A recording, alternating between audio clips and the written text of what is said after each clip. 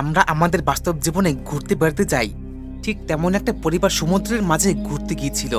কিন্তু তারা জানতো না তাদের ভাগ্যে কোন বিপদ লেখা ছিল। হঠাৎ সমুদ্রের জল গায়েব হয়ে যায়, যেখানে বেঁচে থাকার জন্য একটুকুও জল থাকে না। কিন্তু এখনো বিপদ শেষ হয় না। হঠাৎই সমুদ্রে ভয়ঙ্কর কাকড়া চলে আসে, যারা মানুষদের দেখলেই আক্রমণ করে। এমনই এক ভয়ঙ্কর পরিস্থিতির মধ্যে মানুষ কি করে বাঁচবে, আর সমুদ্রের জলটাই বা হারিয়ে গেল কেন? এই সব প্রশ্নের উত্তর আজকের ভিডিওতে বলবো। একটা সেরা ভাইরাল সার্ভাইভাল মুভি। হ্যালো, তোমরা দেখছো এভিআর এক্সপ্লেন্ড। আজকের মুভি সার্ভাইভ। মুভি শুরু হয়, দেখা যায় সমুদ্রে একটা পরিবার জাহাজে করে ঘুরতে এসছে এবং তাদের পরিবারে আছে টম, জুলিয়া আর তার দুই সন্তান ক্যাসি আর ব্যান। আসলে ব্যানের জন্মদিন সেলিব্রেট করতে তারা সমুদ্রে ঘুরতে আসে, কিন্তু কেউ জানতো না আগে তাদের সাথে কি হতে চলেছে। সবকিছুই প্রায় ঠিক চলছিল। জুলিয়া একসময় সমুদ্রের জলে সুইমিং করতে ঝাঁপ দেয়, তবে জুলিয়া দেখে সমুদ্রের জলগুলো কেমন যেন অদ্ভুত। সে বেশি গুরুত্ব বোধ করে না। অন্যদিকে বোটের কম্পাসটা, যেটা কিনা দিক নির্দেশক যন্ত্র, সেটা উল্টোপাল্টা কাজ করছে। জুলিয়া বুঝতে পারে সে মাঝ সমুদ্রে ফেসে গেছে, যার কারণে সে বোটের থেকে অনেকটা দূরে চলে আসে। সমুদ্রের জল গভীরে যেতে শুরু করেছে। জুলিয়া প্রাণপণে সাঁতার কেটে জাহাজের কাছে আসার চেষ্টা করে, কিন্তু সে পারে না। সে চিৎকার করে সাহায্য চাইলেও কেউ তার কথা শোনে না। এদিকে টম দেখে জুলিয়া জাহাজে নেই। সে জুলিয়াকে খোঁজ করতে যায়। দেখা যায় জুলিয়া মাঝ সমুদ্রে বাঁচার জন্য চিৎকার করছে। দ্রুত টম জাহাজটা নিয়ে কোনো মতে জুলিয়াকে বাঁচিয়ে নিয়ে আসে। এরপর টম পরিবারের সবাইকে সতর্ক করে বলে সুইমিং করতে হলে বলে যাবে। এর কারণ সমুদ্রে কোন সময় কি বিপদ হতে পারে কেউ বলতে পারে না। সেই দিন রাতে ব্যানের জন্মদিন ছিল। জন্মদিনে তারা পরিবারের সাথে অনেক মজা করে। একসময় ক্যাসিকে তার বয়ফ্রেন্ড অ্যাডাম ফোন করে। অ্যাডাম ক্যাসিকে বলে, তোমরা বাড়ি ফিরছো কবে? আশেপাশে কিন্তু বিভিন্ন কারণে বিভিন্ন জায়গায় বিপর্যয় ঘটছে। এই কথাটা বলা মাত্রই সিগন্যালটা কেটে যায়, যার কারণে ক্যাসি বাবার কাছে এসে বলে পৃথিবীতে বিভিন্ন প্রাকৃতিক বিপর্যয় শুরু হয়েছে এবং হঠাৎ করে নেটওয়ার্ক হারিয়ে গেছে। টম কিছু বুঝতে পারে না যে ক্যাসি এসব কি বলছে। এদিকে ব্যান বাইরে এসে দেখে জাহাজটার পাশ দিয়ে বড় বড় তিমি যাচ্ছে। এবার টম বিপদের আশঙ্কা বুঝতে পারে। এর কারণ সমুদ্রে কোনো বিপদের আশঙ্কা আসলে মানুষের থেকে সমুদ্রের প্রাণীরা দ্রুত বুঝতে পারে, আর এই জন্য তিমিরা সুরক্ষিত জায়গায় যাওয়ার জন্য সমুদ্রের আরো গভীরে যাচ্ছে। কিন্তু একটা বড় সমস্যা হয়ে যায়। একটা বড় তিমি জাহাজ ধাক্কা লাগার ফলে জাহাজের ইঞ্জিনটা খারাপ হয়ে যায়। সুতরাং এখান থেকে তাদের যেতে হলে ইঞ্জিনটা ঠিক করতে হবে। তবে টম সমুদ্রে জলে নেমে ইঞ্জিন ঠিক করতে গেলে সে আহত হয়ে ফিরে আসে। আসলে টম ওসিয়ানোগ্রাফার ছিল, মানে সমুদ্র বিজ্ঞানী, যারা কিনা সমুদ্রের গবেষক। টম জুলিয়াকে বলে, এখন এই অবস্থায় জাহাজটা ঠিক করা কিন্তু সম্ভব নয়, তাই আমাদের অন্য কারো সাহায্য দরকার। আসলে এর কারণ এখন তারা সমুদ্রের মাঝখানে আছে আর ইঞ্জিন ঠিক করার মতো যাবতীয় জিনিস নেই। কিন্তু বিপদ তাদের প্রতিটা মুহূর্তে পিছু করছিল। এদিকে আবার সেখানে সিগন্যাল নেই, যার কারণে তারা অন্যের কাছ থেকে সাহায্য নিতে পারবে না। বোঝো ব্যাপার। অন্যদিকে জুলিয়া সিগন্যাল ডিভাইসটা দিয়ে সংকেত দেওয়ার চেষ্টা করছিল, কিন্তু কোনো সিগন্যাল পাওয়া যাচ্ছে না। এরপর টম অনেক চেষ্টা করেও সেও কিছু করতে পারে না। টম বুঝতে পেরে গেছিল এখন তারা বিপদে নয়, ঘোর বিপদে আছে। সে জুলিয়াকে বলে তাদের কাছে মোট 4 দিনের খাবার বেঁচে আছে, তাই এখন তাদের সাহায্য পাওয়া পর্যন্ত হিসেব করে খেতে হবে। এদিকে তারা শিপিং রোডে আছে, যেদিক দিয়ে মাল বহনকারী জাহাজরা যায়, আর এখন তাদের ভরসা সেটাই। যতদিন না পর্যন্ত সেই লোকগুলো সাহায্য করবে, এখন তাদের সেখানে থাকতে হবে।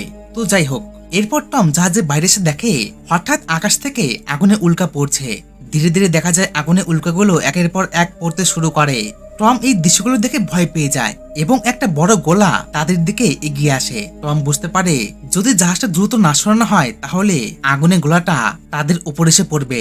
টম কোনো মতে খারাপ হওয়া জাহাজটার ইঞ্জিন চালু করে অল্প একটু দূরে সরে আসে এবং এবারের মতো বেঁচে যায়। আসলে পৃথিবীতে মেরু পরিবর্তনের জন্য পরিবেশের আবহাওয়ায় অনেক কিছু পরিবর্তন হয়েছে এবং আকাশ থেকে পড়া আগুনের গোলাগুলো উল্কা নয়, বরং সেগুলো পৃথিবীর বিভিন্ন স্যাটেলাইট ছিল, আর সেগুলি ধ্বংস হওয়ার ফলে সেখানে সিগন্যাল পাওয়া যাচ্ছিল না। এটা বোঝার পর টম কিছু বুঝতে পারে না।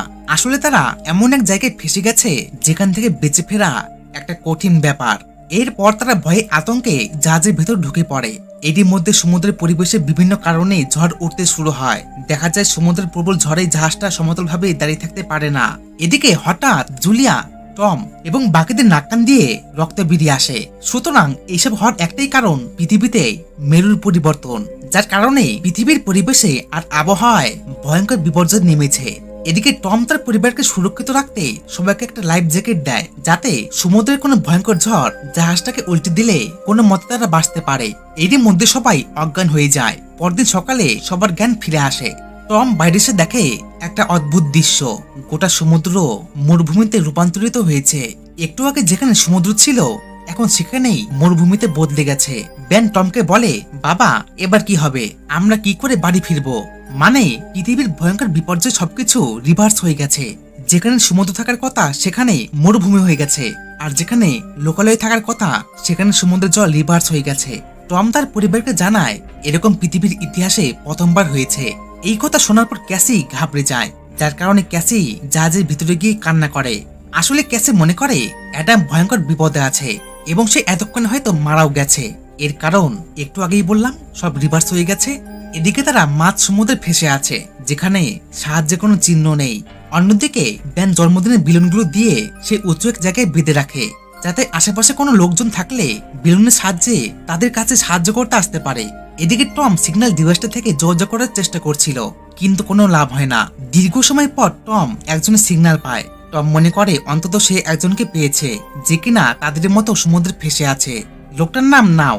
হ্যাঁ, নামটাই এমন। নাও বলে সমুদ্রের মাঝখান দিয়ে তারা সাবমেরিন নিয়ে যাচ্ছিল, কিন্তু হঠাৎ করে সমুদ্রের জল হারিয়ে যায়, যার কারণে তারা ফাঁকা শুনশান জায়গায় ফেসে আছে। টম বলে, আমাদের জাহাজটা নষ্ট হয়ে গেছে। আপনি যদি আমাদের দুই সন্তানদের সাহায্য করেন তাহলে আমাদের সমস্ত খাবার দিতে রাজি আছি। এদিকে নাও বিভিন্ন রিসার্চ করে বুঝতে পেরেছে পৃথিবীর মেরুর পরিবর্তনের জন্য সবকিছু রিভার্স হয়ে গেছে, এবং তার মতে সমুদ্রের জল আনুমানিক 7 দিন পর ফিরে আসবে। যখন সমুদ্রের জল রিভার্স হবে তখন পৃথিবীতে প্রচন্ড ভয়াবহ বিপর্যয় নেমে আসবে। এজন্য নাও টম এবং তার পরিবারকে সমুদ্রের উঁচু এক জায়গায় যেতে বলে। এদিকে নাও জানায় সাবমেরিনে মোট 3 জনের জায়গা আছে, আর তার মধ্যে তার 2 জন সঙ্গী মারা গেছে, সুতরাং সে 2 জনকে সাহায্য করতে পারবে। আসলে টম আর জুলিয়া এই সময় সন্তানদের কথা ভাবছিল, এবং সে আর জুলিয়া সমুদ্রের কোথাও উঁচু এক জায়গায় চলে যাবে। নাও তার সাবমেরিনের লোকেশনটা টমকে দেয়। টম অ্যাড্রেসটা ম্যাপে লিখে রাখে, আর সে নাওকে জানায় সাবমেরিনের কাছে যেতে তাদের প্রায় 2 দিন সময় লাগবে, এবং তারা পরদিন সকালে সাবমেরিনের উদ্দেশ্যে রওনা দিচ্ছে। এদিকে নাও তাদের জানিয়ে রাখে সে তাদের অপেক্ষায় থাকবে। পরদিন সকালে জুলিয়া প্রয়োজন মতো দীর্ঘ পথ অতিক্রম করতে ব্যাকপ্যাক করছিল। এরই মধ্যে তারা বাইরে বেরোতে যাবে, ঠিক এমন সময় টম সামনে দেখে একটা লোক কুকুর নিয়ে তাদের দিকে এগিয়ে আসছে। লোকটাকে দেখে মনে হয় সে খুব ক্ষুধার্ত, ঠিকমতো সে হাঁটতেও পারছে না। টম লোকটাকে সাহায্য করতে জলের বোতল নিয়ে যায়, কিন্তু লোকটা জলপান করতে সে টমকে আক্রমণ করে, আর তার কাছে ধারালো অস্ত্রের সাহায্যে টমের বুকের ভেতর আর গলার ভেতর এপার ওপার করে দেয়। বোঝো ব্যাপার, সাহায্য করতে গিয়ে টমকে মরতে হলো। সুতরাং এখন সমুদ্রের মাঝখানে আটকে থাকা লোকেদের বিশ্বাস করাও অসম্ভব। যে কোনো সময় যে কেউ খাবারের উদ্দেশ্যে আক্রমণ করতে পারে। এদিকে সভ্যতার পিছনে গেলে বোঝাই যাবে আগেও মানুষ নিজের আত্মরক্ষার ক্ষেত্রে মানুষ মানুষকে হত্যা করতে পিছু হাঁটতো না। তো যাই হোক, অন্যদিকে জুলিয়া পিছন থেকে এসব দেখছিল। সে কাঁদতে কাঁদতে সামনে যায়, কিন্তু সে টমকে বাঁচাতে পারে না। এর কারণ সাইকোলগটা তাকেও মেরে ফেলতে পারে। জুলিয়া ভয় পেয়ে যায়। সে কোনো মতে সন্তানদের কথা মনে করে জাহাজে পালিয়ে আসে। অন্যদিকে সাইকোলগটা জুলিয়ার পিছু করতে করতে সে জাহাজে চলে আসে। এদিকে জুলিয়া ক্যাসি আর বেনকে জাহাজের এক বাক্সের নিচেই লুকিয়ে রাখে, এবং তাদের একটা ফ্লেয়ার গান দেয়, যেটা ঠিক সময় ব্যবহার করতে হবে। ওদিকে সাইকোলগটা দরজা খুলতে পারছিল না। একসময় লোকটা দীর্ঘ চেষ্টার পর লাথি মেরে দরজাটা ভেঙে দেয়, কিন্তু লোকটা ক্ষুধার্ত থাকায় ভেতরে এসে লোকটা খাবার খেতে শুরু করে। আসলে লোকটা পৃথিবীর বিপর্যয়ের পর থেকে না খেয়ে আছে, তাই সে জুলিয়াকে মেরে তাদের সব খাবার সে সাথে করে নিয়ে যাবে। লোকটা জুলিয়াকে তন্ন তন্ন করে খুঁজতে থাকে, কিন্তু এদিকে জুলিয়া কোনো মতে এক জায়গায় চাকু নিয়ে লুকিয়ে থাকে। জুলিয়া বুঝতে পারে সাইকেল লোকটাকে না মারলে সে সন্তানদের বাঁচাতে পারবে না, এবং সে নিজেও বাঁচবে না।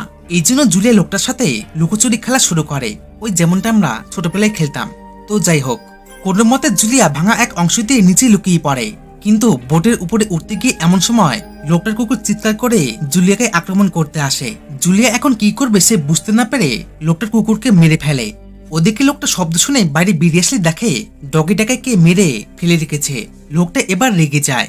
এদিকে জুলিয়া এতক্ষণে সন্তানদের কথা মনে করে কোনো মতে জাহাজে ভেতরে যায়, তবে এরই মধ্যে তাকে সাইকেল লোকটা আক্রমণ করে। লোকটা জুলিয়াকে প্রচন্ড মারধর করে। লোকটা মারতে মারতে জুলিয়াকে বলে, তোদের কাছে যা আছে সব বের করে দে, খাবার দাবার যা আছে সব দে, না হলে তোকেই আজকে মেরে খাবো। জুলিয়া কোনো মতে তার সন্তানদের ইশারা দেওয়ার চেষ্টা করে। আসলে তারা পাশেই এক বাক্সে ঢুকেছিল, কিন্তু জুলিয়া সে পারছিল না। এর মধ্যে ক্যাসি আর ব্যান দেখে লোকটা তার মাকে প্রায় মেরেই ফেলেছে। এমন সময় ক্যাসি বাক্স থেকে বেরিয়ে এসে লোকটাকে ফ্লেয়ার গান দিয়ে গুলি করে, যার কারণে লোকটা গুরুতর আহত হয়ে যায়। তবে ফ্লেয়ার গান দিয়ে গুলি করায় বোটে আগুন লেগে যায়। এরপর জুলিয়া ক্যাসি আর ব্যানকে বাইরে পাঠিয়ে দেয়, আর সে কোনো মতে খাবারের ব্যাগটা এবং পর্যাপ্ত জল নিয়ে বাড়ি বেরিয়ে আসে। কিন্তু জুলিয়া তাড়াহুড়ো করায় ম্যাপ টানতে ভুলে যায়, যেখানে টম সাবমেরিনের অ্যাড্রেসটা লিখেছিল। এদিকে ব্যান আর ক্যাসি বাইরে বেরিয়ে বাবাকে জড়িয়ে ধরে, আসলে তারা বাবাকে খুব ভালোবাসতো। অন্যদিকে দেখা যাচ্ছে সাইকেলকটা জাহাজের বাইরে বেরিয়ে তাদের দিকে এগিয়ে আসছে। এই দিকে জুলিয়া ভয় পেয়ে যায়, আসলে এর কারণ এখন তাদের যে করে হোক সাইকেলকটার কাছ থেকে পালিয়ে যেতে হবে।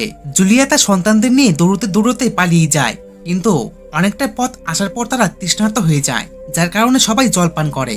তখনই ক্যাসি বলে, ওই সাইকেলকটা বেলুন দেখে আমাদের কাছে এসছে। এই শুনে ব্যান নিজেকে দোষী মনে করে। জুলিয়া ব্যানকে বলে, তোমার কোনো দোষ নেই, আমরা জানতাম না এমন কিছু ঘটবে। এরপর জুলিয়া কোনো মতে সেখান থেকে সাবমেরিনের উদ্দেশ্যে রওনা দেয়। তবে দেখা যায় সমুদ্র যেন ভয়ানক মরুভূমিতে রূপান্তরিত হয়েছে, চারিপাশে শুধু বালি আর সূর্যের আলো। অন্যদিকে সাইকেলকটা তাদের পিছু করে অনেকটা পথ চলে আসে। ভয় পেয়ে জুলিয়া তার সন্তানদের নিয়ে আবার প্রাণপণে পালিয়ে যায়। ছুটতে ছুটতে জুলিয়া সন্তানদের নিয়ে একটা জায়গায় এসে পৌঁছায়, যেখানে মানুষরা সমুদ্রে অনেক নোংরা আবর্জনা ফেলিয়েছিল এবং সব প্লাস্টিকগুলো এক জায়গায় হয়েছে। তো যাই হোক, এদিকে সারাদিন হাঁটার পর তারা শরীরের সব শক্তি হারিয়ে ফেলে, কিন্তু একটা ভুলের জন্য এখন তাদের পস্তাতে হয়।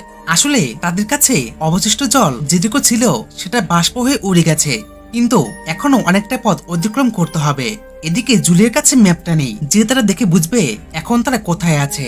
এর মধ্যে ক্যাসি বাঁচার সম্ভাবনা খুঁজে পায় না, এর কারণ এক, দীর্ঘ পথ অতিক্রম করার পর যথেষ্ট জল নেই এবং সেই ম্যাপটাও হারিয়ে গেছে। দুই, ওই সাইকেলকটা তাদের মারতে পিছু করছে। আসলে মানুষ যখন বিপদে পড়ে একা মনে করে, তখন মানুষ মুখে ভুলভাল কথা বলে। তবে জুলিয়া তাদের বোঝানোর পর আবার সেখান থেকে রওনা দেয়। অনেকটা পথ হাঁটার পর আবার তারা ক্লান্ত হয়ে যায়। এদিকে প্রায় সন্ধ্যা ঘনিয়ে আসে, তবে তারা সামনে একটা প্লেন দেখে, যেটা বহুদিন ধরে পড়েছিল। এরপর ক্যাসি, ব্যান, জুলিয়া সেই প্লেনটায় রাত থাকার জন্য আশ্রয় নেয় এবং তারা পরদিন সকালেই রওনা দেবে। কিন্তু কথায় বলে, যেখানে বাঘের ভয় সেখানেই সন্ধ্যা হয়। হঠাৎ করে ক্যাসি কারো হাঁটার শব্দ শুনে। ক্যাসি বুঝতে পেরে যায় ওই সাইকেলকটা এসে গেছে, তাই সে বুদ্ধি করে বাইরে বেরিয়ে আসে। এর মধ্যে সাইকেলকটা পিছন থেকে ক্যাসিকে আক্রমণ করতে যাবে, ঠিক এই সময় জুলিয়া লোকটাকে আক্রমণ করে। সে একটা ছুরি নিয়ে লোকটা শরীরে একের পর এক ঢুকিয়ে দেয়। এভাবেই জুলিয়া টমের মৃত্যুর প্রতিশোধ নিয়ে নেয়। এরপর জুলিয়া ওদের সাথে নিয়ে গুটি গুটি পায়ে হাঁটতে থাকে। একসময় তারা ফাঁকা এক জায়গায় বিশ্রাম নেওয়ার সিদ্ধান্ত নেয়। এই জন্য জুলিয়া এবং ক্যাসি অনেকগুলো প্লাস্টিক জড়ো করে থাকার মতো একটা জায়গা বানায় এবং তারা সেখানে ঘুমিয়ে পড়ে। কিন্তু হঠাৎ জুলিয়া শব্দ শুনতে পায়। জুলিয়া বাইরে এসে দেখে ভয়ঙ্কর ঝড় শুরু হবে এবং ভয়ানক কাকড়া তাদের দিকে ধেয়ে আসে। এইদিকে জুলিয়া দ্রুত দৌড়ে এসে তার সন্তানদের নিয়ে দৌড়ে পালিয়ে যায়। ছুটতে ছুটতে তারা অনেকটা দূর আসার পর সামনে একটা জাহাজকে দেখতে পায়, যেখানে কিছু কন্টেনার ছিল। জুলিয়া তার সন্তানদের নিয়ে সেখানে আশ্রয় নিতে যায়, কিন্তু সেখানে আগে থেকেই কয়েকজন লোক আশ্রয় নিয়েছিল। জুলিয়া সেই লোকগুলোকে সাহায্য করতে বললে লোকগুলো জুলিয়াকে সাহায্য করে না, উল্টো ওই লোকগুলো জুলিয়াদের দেখে জাহাজে কন্টেনারে ঢুকে যায়। এদিকে ভয়ানক কাকড়াগুলো জাহাজের কাছে চলে আসে। ব্যান আর ক্যাসি কোনো মতে কন্টেনারের উপরে উঠলেও জুলিয়া কিন্তু পারে না। ভয়ঙ্কর কাকড়াগুলো তার পায়ে আক্রমণ করে, কিন্তু জুলিয়াকে হার মানলে চলবে না। সে টমকে বলেছিল সে সন্তানদের সাহায্য করবে, এই জন্য জুলিয়া তার ক্ষতস্থানে ভালো মতো করে বেঁধে নেয় এবং একসময় জুলিয়া জ্ঞান হারায়। এর মধ্যে কন্টেনারের এক ছিদ্র দিয়ে কাকড়াগুলো ভেতরে ঢুকে লোকগুলোকে আক্রমণ করে মেরে ফেলে। তবে তার পরদিন জ্ঞান ফিরে আসে। এরপর সেখান থেকে কাকড়াগুলো চলে গেলে জুলিয়া কন্টেনার থেকে অল্প কিছু খাবার আর বন্দুক সংগ্রহ করে এবং সে নাওর সাথে যোগাযোগ করে।